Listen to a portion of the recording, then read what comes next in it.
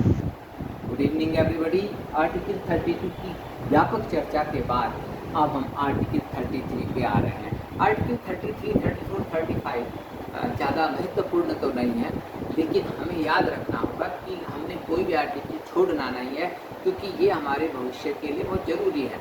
Selection 1 marks और 2 marks से भी रुक जाता है और हो जाता है। रैंक भी 1-2 मार्क्स से अच्छा IAS और IPS हो जाता है, बस 1-2 मार्क्स का ही अंतर होता है। तो इसलिए अच्छा सब पढ़ें। जब आप फंडामेंटल राइट्स पढ़ रहे हैं तो फिर सब कुछ को पढ़ के जाएँ। तो आर्टिकल 33 में क्या है? आर्टिकल 33 सिंपल है कि भाई इससे पार्लियामेंट को हमने पावर दी है कि फंडामेंटल राइट्स को कहाँ रिस्ट्रिक्ट किया जा सकता है, इसके लिए कानून बनाए संसद। कहाँ हम मौलिक अधिकारों को प्रतिबंधित कर सकते हैं, ठीक? तो कहाँ कर सकते हैं? लोकतंत्र में आप कहिए कहाँ कर सकते हैं? कुछ जगह करना पड़ता है, ठीक है? जैसे आर्मी है, पुलिस है, इनको हम पूरे फंडामेंटल राइट्स नहीं देते हैं। संसद ने ऐसे समय समय पे कानून बनाए हैं कि आर्मी वालों को, ठीक है, एयर फोर्स वालों को, ठीक है, आर्मी वालों को और नेवी वालों को और पुलिस संगठनों को हमने ये अधिकार, जो उनके जो मौलिक अधिकार हैं उन पर प्रतिबंध लगा रखा है, ठीक है।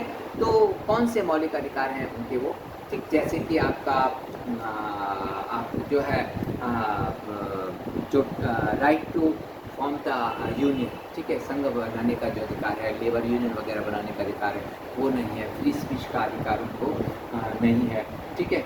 तो जो आर्म फोर्सेस हैं, जो पुलिस हैं, ठीक है, जो पब्लिक ऑर्डर को मेंटेन करने के लिए रिस्पॉन्सिबल हैं, intelligence and counter intelligence bureaus हैं, उनके लोग इसमें आते हैं, ठीक है।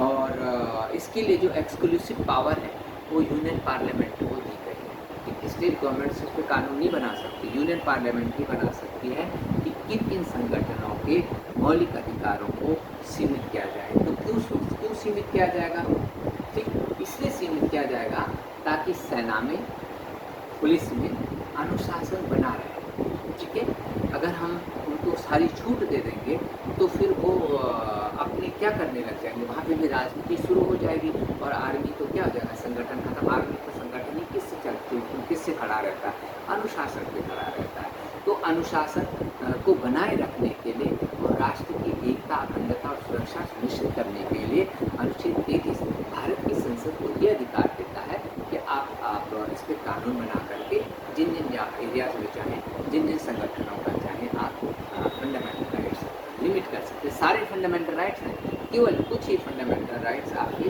क्या हो सकते हैं।